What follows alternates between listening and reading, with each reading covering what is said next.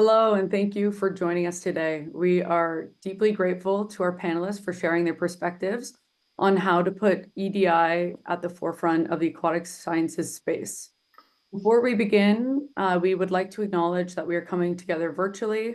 We are physically located across Canada and the United States, which are collectively known as Turtle Island, as well as other parts of the world. We would like to recognize the Indigenous peoples of all of the lands that we are on today. And we invite everyone to take a moment to reflect on the territory in which they're situated, as well as their own personal responsibility in processes of reconciliation. Today is also Transgender Day of Remembrance, and we encourage everyone on the significance of this day and to reflect on the significance of this day and the broader impact of fostering inclusivity and safety within our scientific communities and beyond. Additionally, we ask everyone to consider the ongoing role of our aquatic sciences societies in reconciliation, decolonization, and bridging awareness with action. So before we get into our webinar today, I've just got a couple of housekeeping notes before we get started. The first is just to let you know that this webinar is being recorded. And the second is that we will have a survey for the attendees, which will automatically come up when you close the webinar. So first, we're going to begin with some introductions of each of the panelists before getting into 40 minutes of pre-selected questions. And then we're going to have 15 minutes at the end for audience questions. So to start, we're going to invite each of our panelists to provide a brief introduction. So we'll begin with Cosette, followed by Ali, Gadfly, and then Jerome. Hi, everybody. My name is Cosette. I am joining from Robinson Huron Treaty Territory near North Bay, Ontario, home of the Anishinaabe, the Algonquin, and the Métis people. I'm a student at Carleton University, and I'm currently doing my master's in biology. I did my undergrad in Indigenous Studies and Environmental Studies, where I did a research project on how Indigenous knowledges are reflected in fisheries research and management. I'm currently doing work in the north in Qinghai, Nunavut, on Inuit Kayumayatuqangit, or Inuit knowledge on how stewardship with eider ducks informs population management. I identify strongly with my Mi'kmaq roots, but grew up with no connection to either of my parents' communities, and I'm currently working on building a relationship with family members in the community. Thanks. Good afternoon, everyone. Thanks for joining us. My name is Ali Shakur. Logging in from Detroit, Michigan, home of Wayne State University. A little bit about myself. I have a master's degree from the School of Natural Resources at the University of Michigan. Currently, I am a PhD candidate, looking to get out of there as soon as possible, in Dr. Donna Cashin's lab, studying impacts of harmful algal blooms on multiple trophic levels of the Lake Erie food web. In addition to my research, I have a huge interest in outreach, science communication to underrepresented groups. So looking forward to our dialogue today on EDI efforts.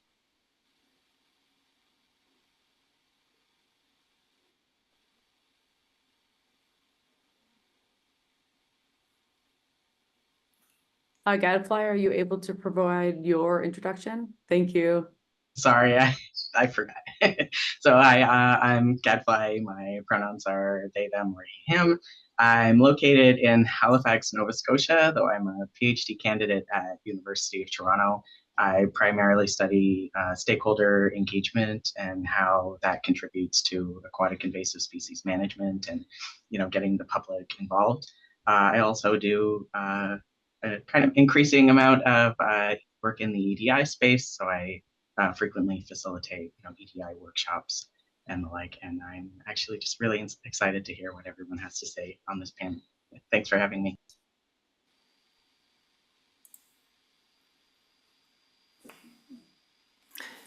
Good afternoon, everyone. My name is Jerome Marty, and to introduce myself, I'm a cisgender male. My pronouns are he, him, and I live in the Anishinaabe, Algonquin, unceded and unsurrounded territories, which is also the region for Ottawa. I am a limnologist by training. I started as a zooplankton ecologist, changed waters many times in my life to try different workplaces.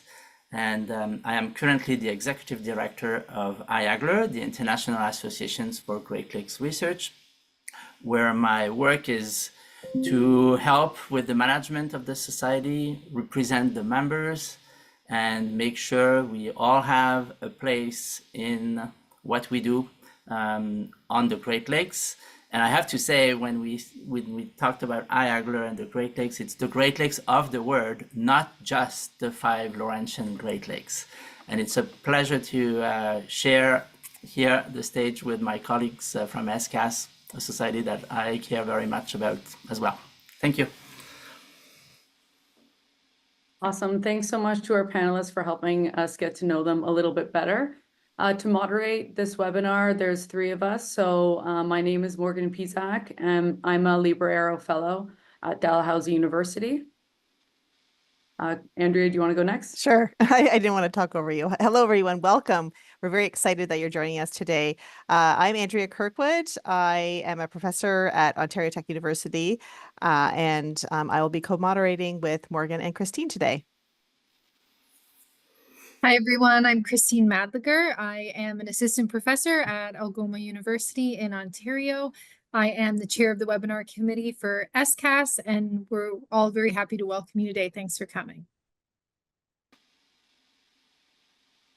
Okay, well, let's get to it. We'll get to our first question.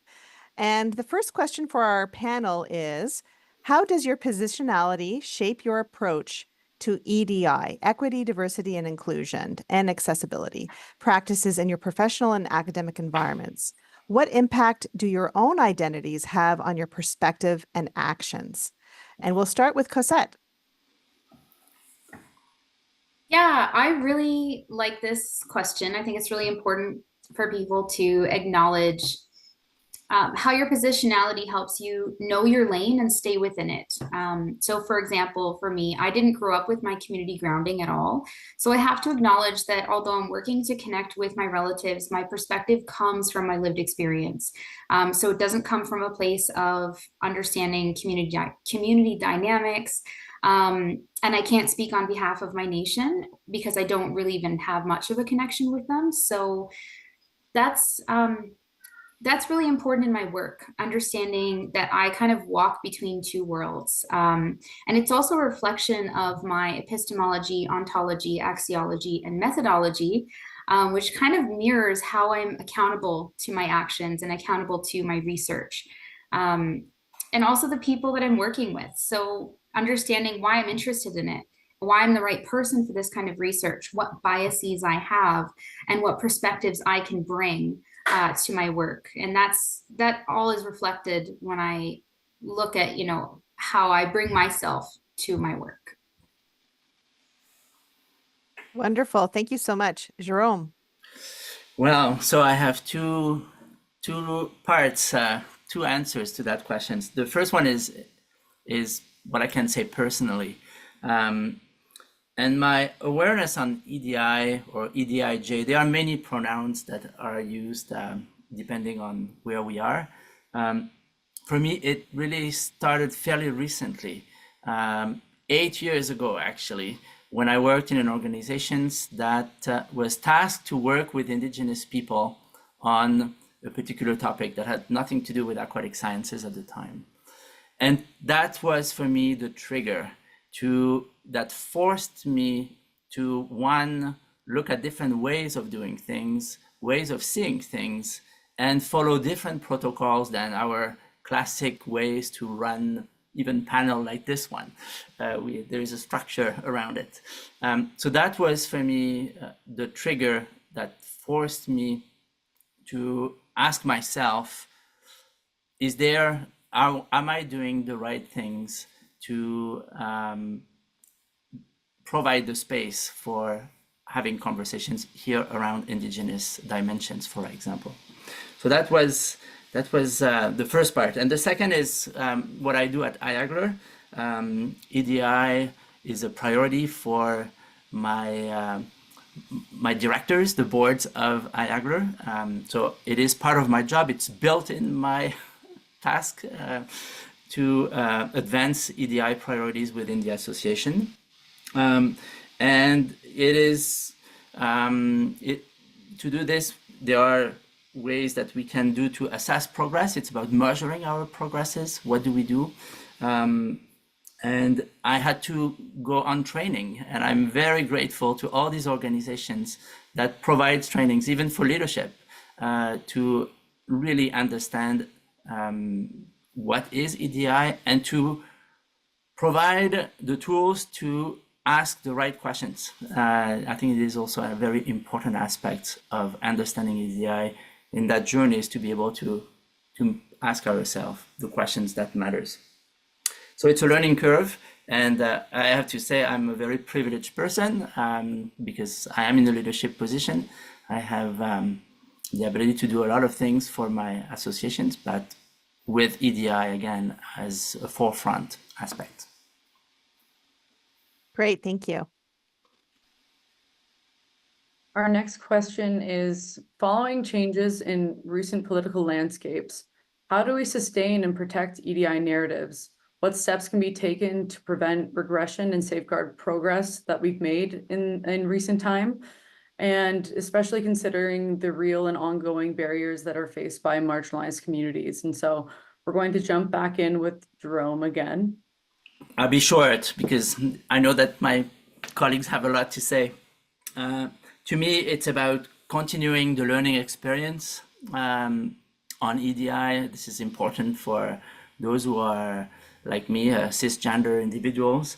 And it's about recognizing the need to seek experts. I'm not an expert, certainly not, but there are experts that can really help us moving forward with EDI within our organizations and within the things we do. The second item I would just say is to be aware of misinformation, which I think is hitting very hard all the things we do, science included, and aquatic sciences is also included in that. So there is a need to be well informed, to be able to recognize historical facts. I'm thinking here about all the things related to reconciliations with indigenous peoples. There is a big need for education here. And maybe I'll stop here to leave the time for my colleagues. Great, thanks for keeping it brief, Jerome. If we'll hear from Ali now.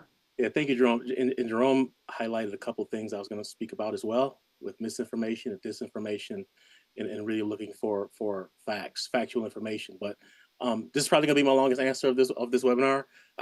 I feel like right now, in speaking to a lot of people, and I'm in a few different spaces, so this answer is going to come from an ecologist and a fisherman. I'm a professional walleye fisherman, and so I deal with a lot of people in the outdoor space, but in a different capacity. So I get a lot of feedback. So I feel like the current political climate right now that we're seeing as a result of pushback. People have felt like their way of life has been attacked, that their voices have been silenced, that no one really wants to listen to what they have to say. And it's resulted in an intense climate of political polarization. And I think as an organization, as individuals, we need to have dialogue to make it known that different perspectives are welcome. We don't all have to agree politically or on any idea. And we need to have a dialogue as long as that dialogue is not transphobic, homophobic, xenophobic, or racist. But those differences of opinions are welcome because they come from different lived life experiences, and so they have value. So I think we need to start with that. There needs to be a sharing of diverse perspectives to help strengthen IAGLR as an organization, our individual labs, us as individuals, as individual people. I feel like we also need to highlight the benefits of EDI initiatives within IAGLR because pushback is going to come if it has not come already. I've talked to people at different groups and they're getting emails and messages, and people are calling congressmen and senators and saying that they're partaking in these racist undertakings because they are, concerned with EDI and diversity. So we need to highlight how IAGLR has been strengthened through these initiatives that have been ongoing recently. And also it has to come from, Jerome mentioned it, from leadership and by example. Donna's not gonna like me saying some of the things, but I'm in Donna Cashin's lab at Wayne State. Man, I've been mentored by some great people Jim Diana, Dave Jude, Dave Allen, Ed Rutherford, all great people, good, decent people. Donna has had everyone in that lab, African Americans, Africans, Indians, LGBTQ, indigenous people, not because of what they were, but because they were good people. So I think that leadership has to come from the top, has to lead by example, to give an example of what progressive and constructive EDI initiatives can result in strengthening the organization. Thank you, Ali. If we could move on to Gadfly, please. Yeah, I think that to safeguard a lot of the EDI initiatives that have started going, particularly with like the US context we see and some of the changes coming up with the recent election, organizations really need to start thinking about funding and securing alternative sources of funding. We see a lot of right-wing governments talking about how they're going to withdraw, like either reduce or completely withdraw funding for organizations that have EDI initiatives. Some even saying if an organization even talks about, racism or mentions gender, that they're going to lose their funding. And so if we don't want to see backsliding and having to just get rid of our EDI initiatives because there's no funding, we need to start partnering with, community organizations, particularly those, headed and run by marginalized community groups, and find out if there's ways that, you can work together on things, pool resources. If there's ways you can, help them that don't involve money, maybe you can platform them, maybe giving those groups, free registration to come to conferences, things like that, to just ways so that everything doesn't have, the rug pulled out from under you if the government says they're cutting funding. Wonderful. All really very important perspectives. Thank you all for sharing.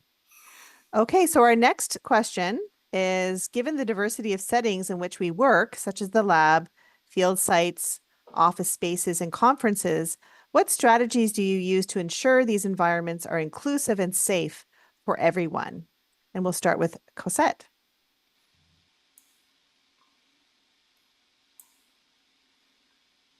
Oh, okay. Sorry, my mute button wasn't working.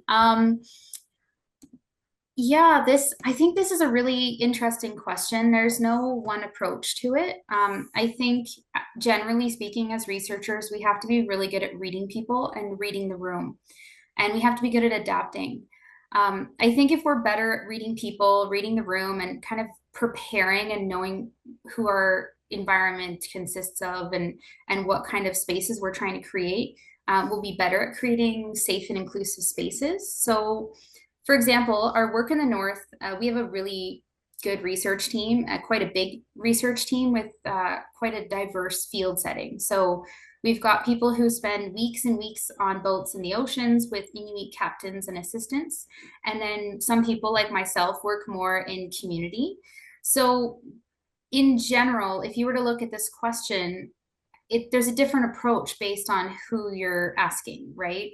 So we've approached this project as a team so that we can complement the ecological work being done and provide a more holistic approach or perspective rather, which to me represents the spirit of EDI. So our communication styles different, our cultural understanding, our cultural awareness is there, and then we're all open to different truths. So our communication style is going to be vastly different if we're looking to communicate with our community partners who've got a little bit more grounding in the ecological work that's being done in community versus maybe a community member who we're trying to get excited or engaged on with this work. So, we're constantly adapting our language, what words we use, our body language, communication style based on who we're talking to. And then just as a whole, preparing yourself, depending on if you're in the lab or field sites or office spaces, being prepared to know who you're working with is really important. So we have people in community who are unilingual Inuktitut speakers. We have some people who are bilingual. We have some people that are only English. And so understanding my job as a researcher to not overcomplicate things that would discourage them from participating and having a more broad inclusion of participants is really important. So we're definitely aware of differences in cultural and traditional community roles, different socioeconomic factors that might prevent people from participating. So some people who work 1 job, 2 jobs, have family to care for. We're really trying to adapt so that we can include all perspectives and all truths. And as a research team, we're not looking for that one answer to our question. We are really open to hearing a lot of different experiences, different relationships with our ecological subject. So I think that in itself is kind of our approach. Like I said, doesn't work for everybody, but given that we have such a diverse setting and participant group, that's kind of what has worked for us. Great, thank you. Ali. Yeah, oh man, I gotta start answering some of these questions first. Cosette gave a great answer, kind of talk about some of the things I don't talk about here, so I'm gonna have to shift focus a little bit. It's easy to forget that being in the field or in a lab, or in an office space or a conference, can be an overwhelming place to be. We're in most of those places a lot. When you have a student come in or someone who's going to help on something, it may be their very first time, and it can be overwhelming. And I think we have to remember that those types of experiences can be transformative. I'm sitting in this chair right now because I helped a grad student of Dave Jude's work with Round Goby 30 years ago. I'd never been in a lab in my life before, and I was scared to death walking in that lab, not knowing what to expect. But he looked like I did. And I went in there and it was impressive. And here I sat. But even though those can be transformative, though, there can also be some barriers involved, and we have to be mindful of those. They can be social, they can be cultural, physical, financial. And Cosette talked about really knowing the people that she was dealing with and she was going out with. And I think that's where this comes into play. Communication. For me, if I'm going out with people, we talk a lot. I really try to get to know them, and to try to preemptively work to try to overcome some of those barriers. And also include them in the planning. It's one thing to have someone and take them out and direct them to do this and direct them to do that, but then it's set up with a plan. It's like, hey, we're going to go to this site, and this site. We're going to do this, and that. Hey, what do you think about this? That way they take a little bit of ownership. You're not just directing them. They feel like they're a part of it. They feel welcome. And that's something I may talk about later, is that welcome feeling. Going to my first IAGLR conference so many years ago versus now, or talking to people who've come to their first conference. That is super, super, super important. And it sets the tone for the rest of their life. So again, to preemptively work to overcome those barriers and also to know where you're going. One thing that you have to remember is that a lot of people, a lot of different types of groups have, for instance, I'll be plainly put it. Most Black folks, a lot of Black folks have an innate fear of going out to the outdoors. I hear it a lot. Black people don't do that. I've said this before at IAGLR things. There's this innate fear because of things they've heard, things they've read about, things they may have encountered, things that I've encountered. And so you really kind of have to be mindful of those type of things, and empower those people to feel comfortable going into those spaces and let them know that it is for them in addition to everyone else. So I'll cut it off there. Hopefully we can get into that a little bit more, but just to keep those kind of things in mind. Great, thank you. Yeah, that was really great. Thanks for Cosette and Ali. Now, Ali, is your chance to go first. So we've got this question. In your view, where do you see the most significant opportunities for improvement in how we communicate and share our scientific work? How can we enhance the accessibility of science to reach a broader audience? This is something that I really enjoy doing here. I feel like a lot of people, myself included, we get wrapped up in the science communication aspect. But in a lot of those instances, we're preaching to the choir. We know what's going on. We've kept up on the literature. We know a lot of researchers. I feel like the most significant opportunity to improve our communication of science is going to come in non-endemic spaces. Non-scientists, I do a lot of outreach with Detroit Public Schools K through 12. And you see the light bulbs go off on these kids. They have no idea what I'm going to talk about. And they may not have any idea about most of the things I say, but something goes off. Or a parent who's there, they become interested. And then they start Googling, they start looking up things.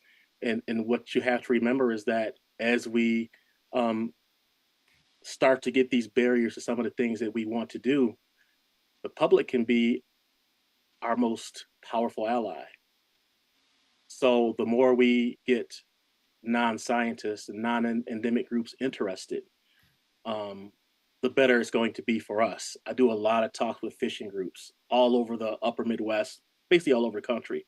I get invited to come out and talk about because they want to hear the science. First, I kind of toned it down a little bit, but then I started really giving them just like I would do an IAGLR talk or something.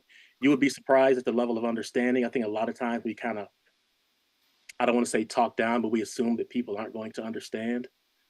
There's a high level of understanding, but more so than that, it kind of draws them in. You're going to say something they don't understand, they're immediately going to start looking it up. And then they may look at a paper or a poster or a news article, and then it draws them in. And you have this whole new audience that you have not had before. There's an immense thirst to hear about what everyone's doing here. If you have not interacted with people outside of science, you have no idea what you're missing.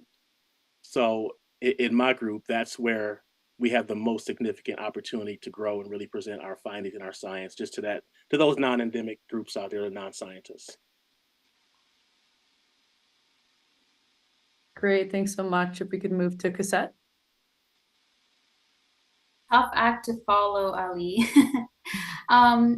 So as Ali was saying, fisheries is such a complicated space because of all the different actors. You've got commercial fisheries, recreational fisheries, indigenous fisheries, subsistence fisheries. So it's a really complicated space. And actually, Morgan and I worked on a project last year on defining what actionable science looks like. And so in that project, we actually figured out that actionable science, so either making an action or not taking an action on something, was also related to public buy-in. So to get people to buy into your science, they have to know about your science. So I'll echo Ali in saying that we need to reach beyond our comfort zone when it comes to our audiences or who we're communicating our science to. So I think, in short, the biggest opportunity we have is to break it down. I'm not the first person to say this, and I won't be the last, but I know we're all super passionate about what we do. And when we get technical, we're only engaging with the people who understand that language, right?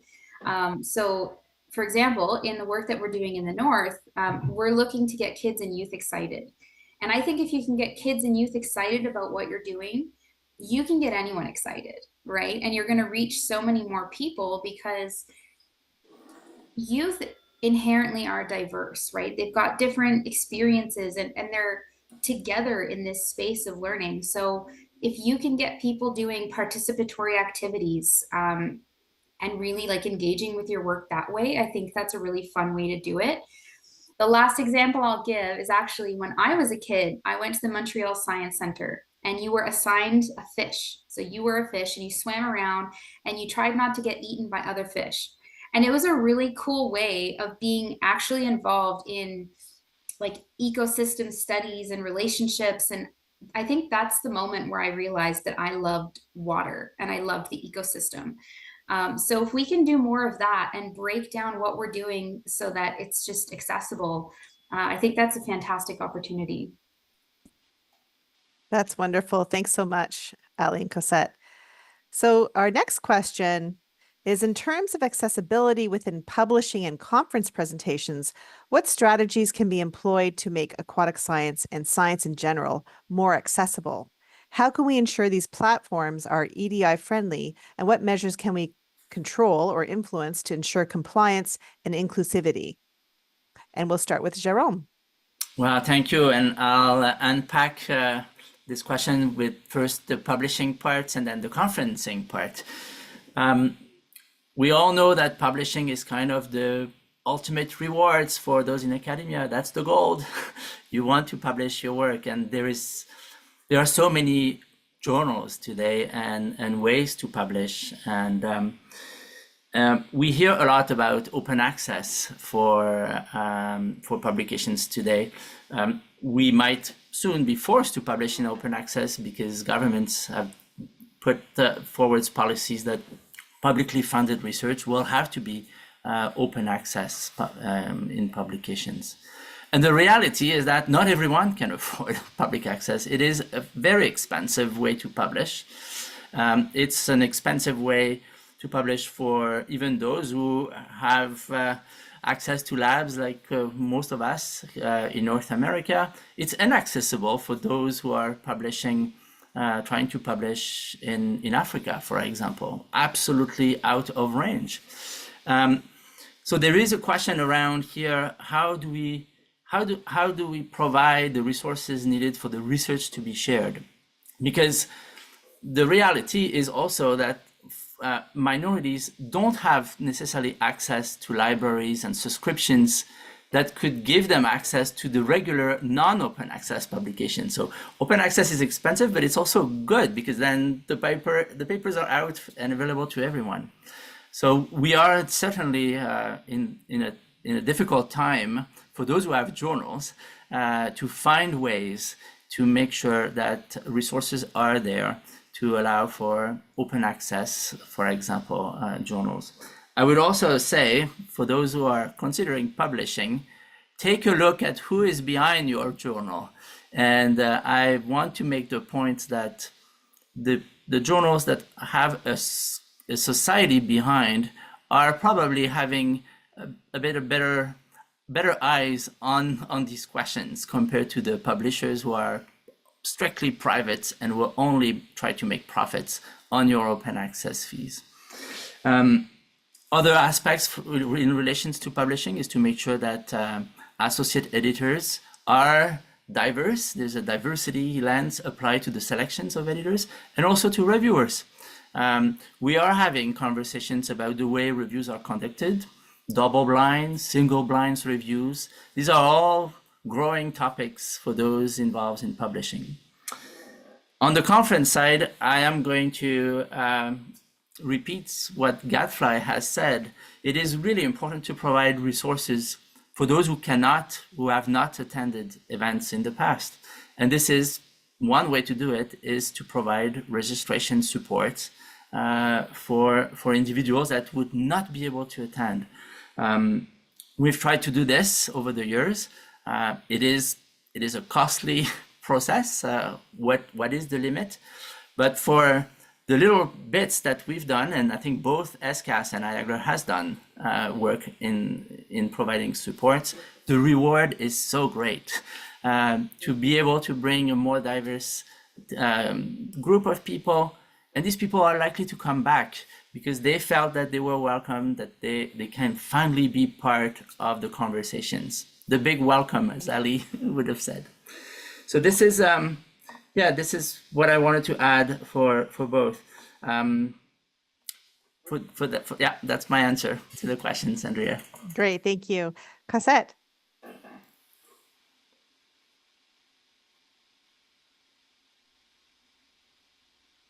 Sorry. Yeah, I think in terms of conference presentations, I'll speak more to that just because I have a bit more experience with that one specifically. One of my research partners, I guess we could call her, is actively presenting on her research. And what she's done is she presents with her co-researcher all the time, who is from community. So similar to what Jerome said, having a really diverse authorship on your publications or your work is really important.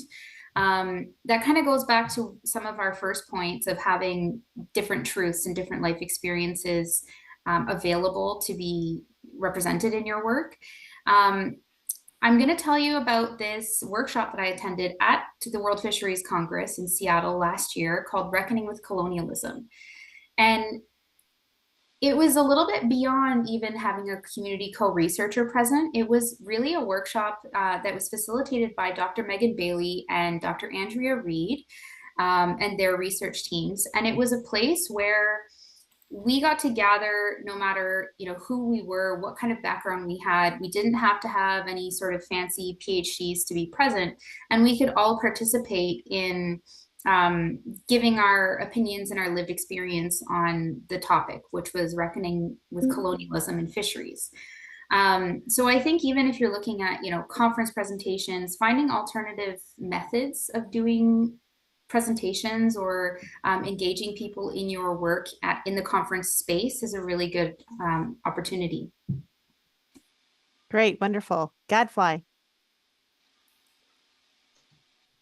Yeah, so in terms of like conferences and other sorts of events that organizations are putting on, I think a lot more like thought and actual work needs to go into if we're saying that you know, the venue or the conference is accessible to everyone, that we've actually made sure that it is safe and accessible to all of those groups.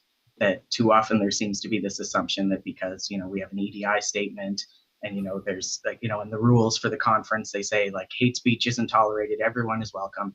And then that's it, you know, job done. Just to give a personal example, last week I went to a conference where they invited me to lead, you know, an EDI workshop. So you'd think they were very, you know, EDI focused. They knew at least one trans person was coming. But when, you know, they gave us like a map, there were no gender neutral bathrooms on the map, which is, you know, fine. Maybe that was just a map they got. But when I went to ask them, is there a gender neutral bathroom or even just, you know, an accessibility stall I can use that's open to everyone? Their responses were all, you know, no, I don't think we have anything like that. Why would we have anything like that? I don't think we do that here, those sorts of things. And I was basically told as a solution, well, I think one of the upper floors is less used, so just go use a men's room up there. And like, I hope that's kind of obvious why that's not really a solution. That was particularly shocking, though maybe it shouldn't have been, because this was in the US, where we're increasingly seeing states pass laws that make it so, you know, it's actually illegal for trans people to use certain bathrooms. So for them to just not be aware of that, but at the same time said that, you know, everyone is welcome. And it's like, well, am I really welcome? Because, you know, I apparently it slipped your mind whether I should even be able to use the bathroom, or if I should be, you know, walking back to my hotel constantly throughout the event. That doesn't feel like something where, you know, it's safe and I'm welcome. And then when I spoke to them further about this, there's often this kind of color swatch response of how, well, this is a blue state, so you're safe here. And it feels like a lot of the approach to EDI is that we sort of say that everyone is welcome, but it's more like, you know, this event is happening and no one's going to stop you.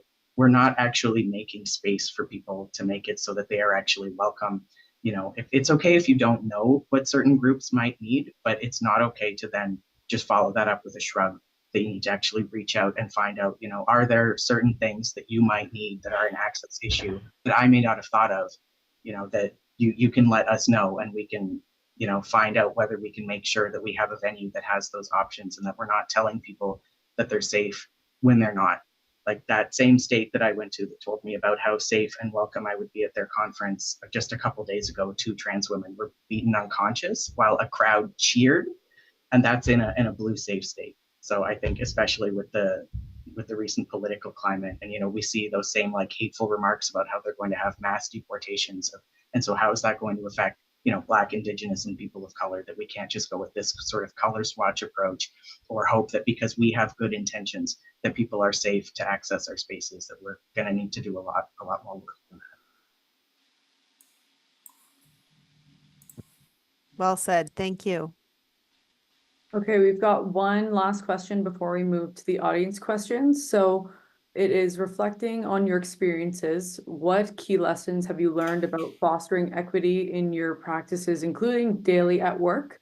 And what recommendations would you have to make every day at work more equitable? Where do you see the biggest gaps and opportunities? And so we'll start with Ali.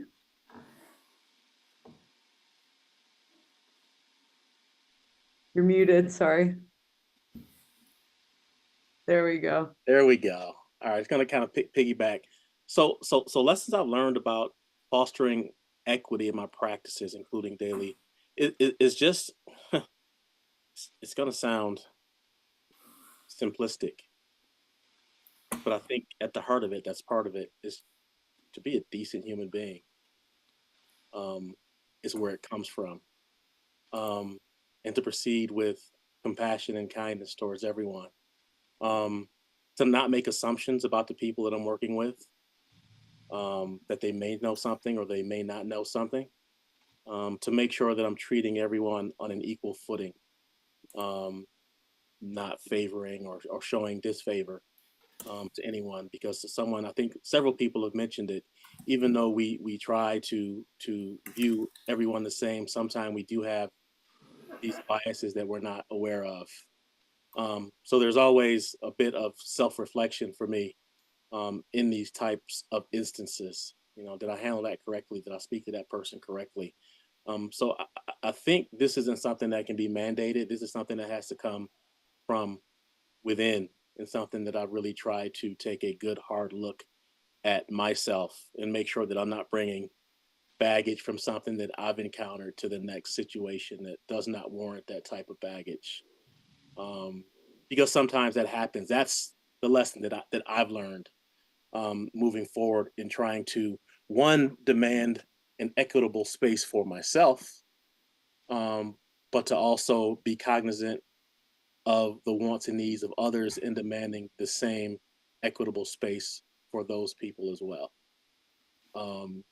So that's probably the biggest thing that I've learned.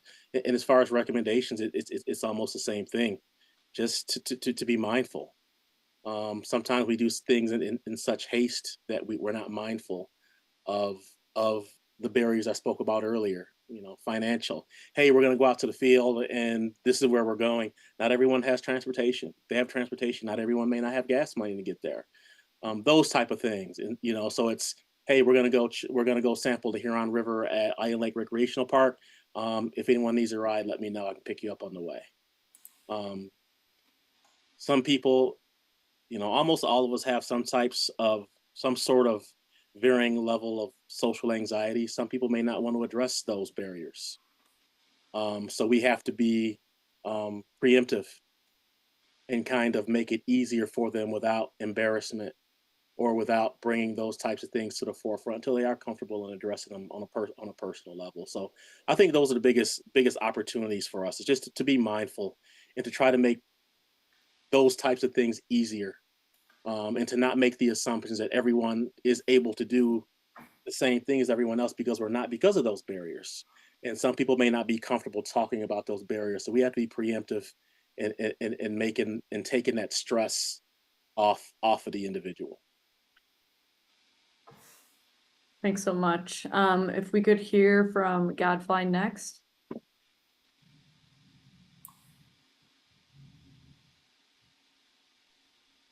I think I ended up combining my answers to both of those questions, so I'll concede the floor. No worries. Okay, Cosette? Yeah, I think something I recently learned from one of my profs is that you can be exclusive when thinking that you're being inclusive. Especially in institutions, I find that there's a lot of emphasis on labels. It's either this or that. For example, you're Indigenous or you're non-Indigenous, and there's no in between. So I think sometimes we just have to let things be what they are. I think that we need to embrace complexity, which is a little bit, I think, uncomfortable for many researchers who really like organize, categorize things, and we don't like complicated or maybe overlapping truths.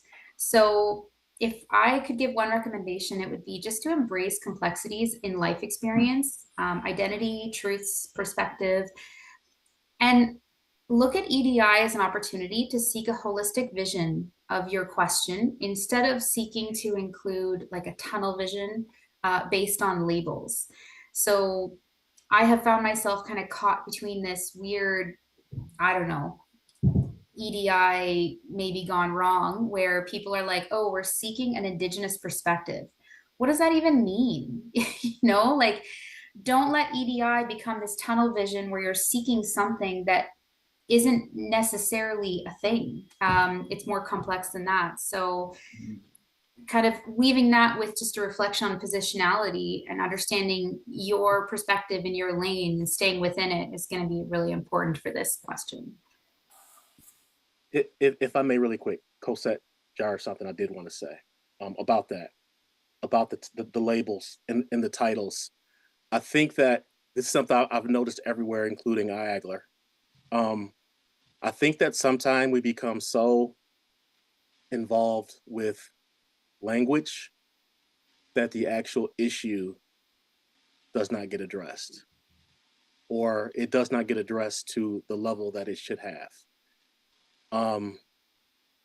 I've had people come to me and they want to ask me things, but I get it. I understand they're so careful about the framing, or they've wanted me to do things because they are looking for something in particular, and they've been so careful about the framing that they never get around to addressing the issue itself.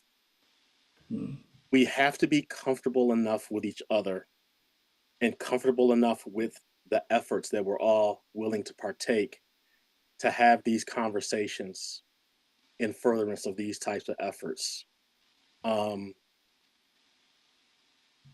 Difficult because you don't want to upset or make people feel a certain way, but I think it's necessary. And sometimes those conversations can be difficult, and we cannot run from that in order to further these types of efforts. So language, yes, it's important, but it's not the goal. It's a means to an end. So I just want to end with that.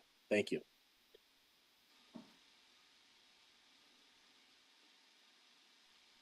Okay, thanks so much to our panelists for providing answers to our questions. Now, what we want to do is take some time to allow the audience to ask a few questions. So if you do have one, please type it in the Q&A. And what I'll do is I'll read them out. So I'm going to start with the first question that we had come in, which was from Jessica Reed. And her question was, how do folks move from important conversations to doing the work? Can anyone recommend a workshop, training, or other EDI initiative you have participated in that you felt made an impact on you and would be transformative for others to attend? Recognizing some of these may have registration costs, but building and sharing resources may be helpful.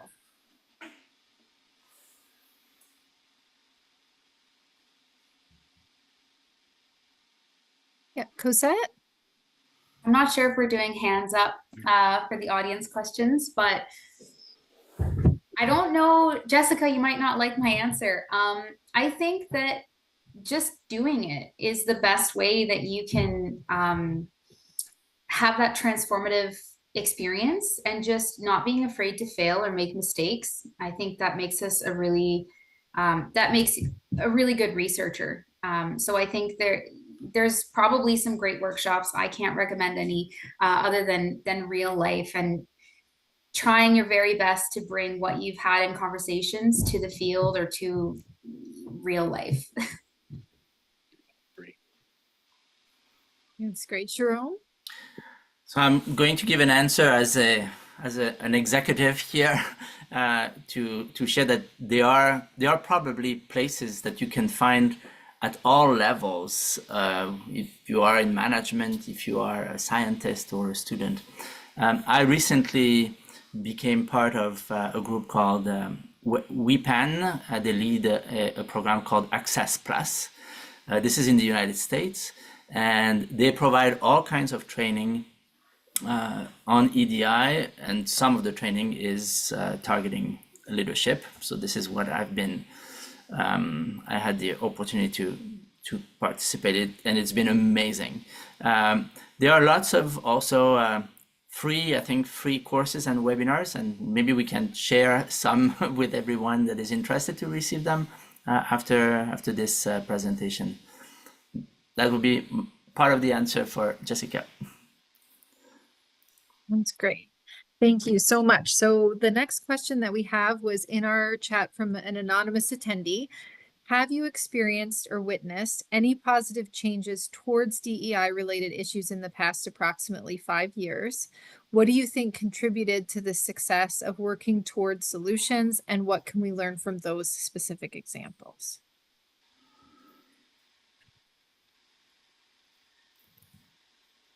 I'll jump in here a little bit.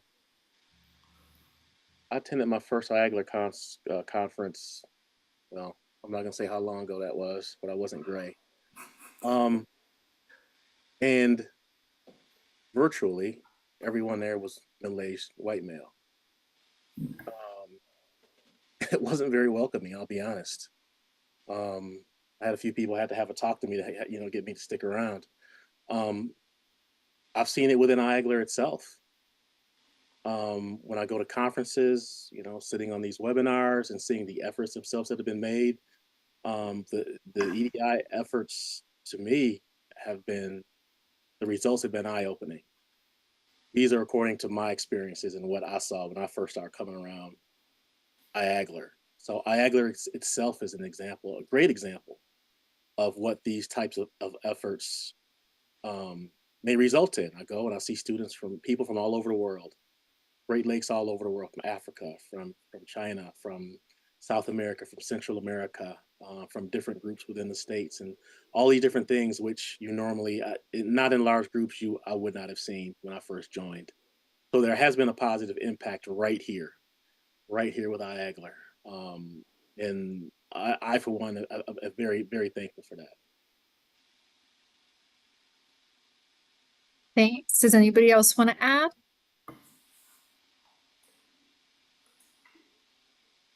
Okay. Move to the next one. So we have a question from Adriana. I hope my question is not too sensitive. Sorry if that's the case. In terms of immigrated scientists, how can we help students, postdoctoral researchers, and research professionals from other countries? How can laboratories and universities ensure, help, or enhance their accessibility after being accepted by the advisors or senior researchers? At least in Quebec, this is very complicated these days, and things are getting even more difficult.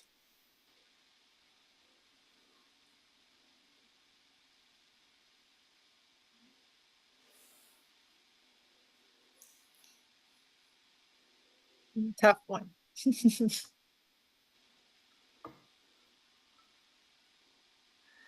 I can just maybe add here what we've done for our conference. And we're not a lab, we're not a university, but we have been able to provide financial support for travel, for registrations, for people who are clearly coming from outside of even the basin. So that, I think, is something that societies can do, and we've been quite successful with this. Last year alone, we waived registrations to close to 50 people. This is quite a lot of people, 50 people, and the year before it was close to 70. And I think what's happening in cases like that is that this is getting known, and the word circulates among people, and then more people then pay attention. The other thing, and I know that we're post-pandemic, but for those who are from other countries, having hybrid options is also a way to attend for those who are very far that may not be able to travel. And we've been also working on this, providing hybrid platforms for our events. So, and this is a very incomplete answer.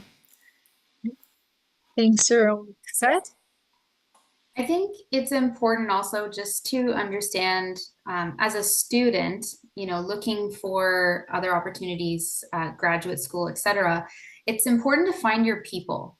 So I think just as much as universities and labs have a responsibility and an obligation to support their scientists, postdoc researchers, professionals, it's also, I'm going to flip the onus a little bit on the professional and say, you got to find your people. And that might be a controversial thought, because it shouldn't have to be this way, but it is.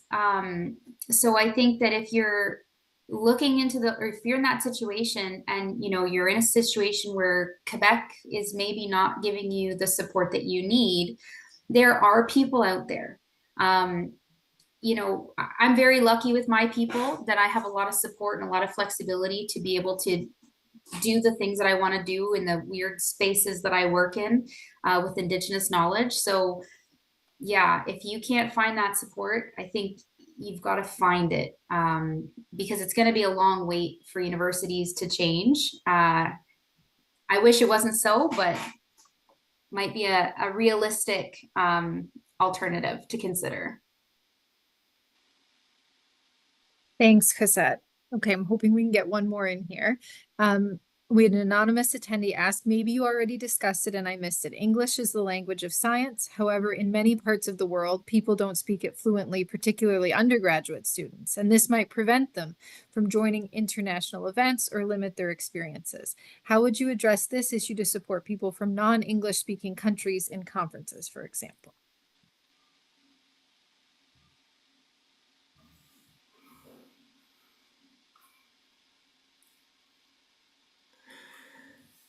Well, I'm going to give an imperfect solution here.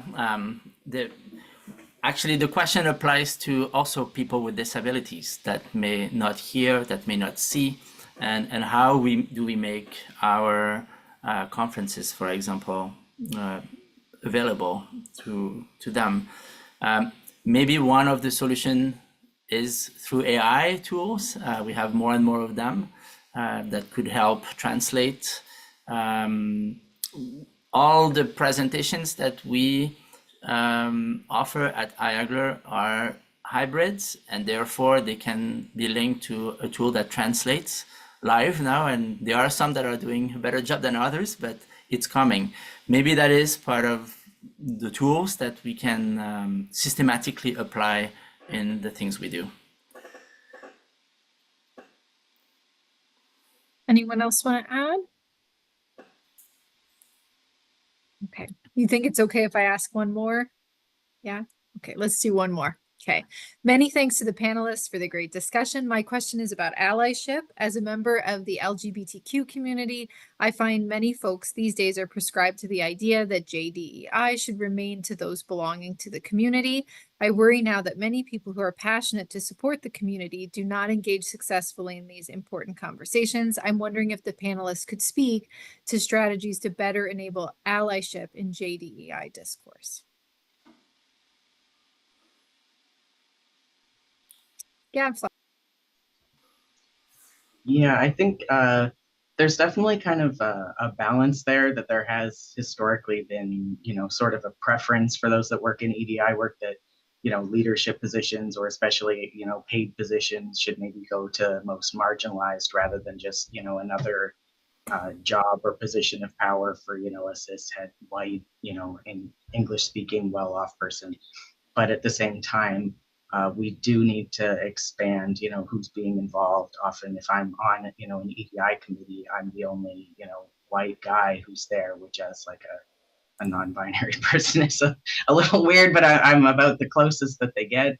And so there's, certain faces that you don't tend to see as often in these sorts of things. And we do definitely need to work harder on sort of calling people in. I think sometimes also people are a bit put off with engaging in EDI things because they think it's about, white guilt or, feeling bad about themselves and sort of trying to center their own discomfort rather than focusing on it as a chance to learn things and be brought in on a bigger project they can be part of. So I don't have easy answers on how to achieve that, but I think that's definitely some of the work we need to do. Anybody want to add any last thoughts? Oh, good. Okay. So we'll wrap it up. It's 2 o'clock. I just want to say big thanks on behalf of myself and the other moderators, as well as SCAS and IAGLR as their societies, for those who attended, but also a special thank you to our panelists for preparing such rich answers to the questions that we asked. It was very, I felt privileged to be able to share, hear you sharing your personal experiences, as well as being candid about lessons and other opportunities. As a final note, I just want to remind everybody that we are going to launch a survey where you can give us feedback about the webinar. We appreciate if you take the time, consider filling it out. And also just to keep a lookout, for example, on Twitter for the future webinars that'll be coming up from both IAGLR and SCAS. We appreciate you attending, and thanks very much.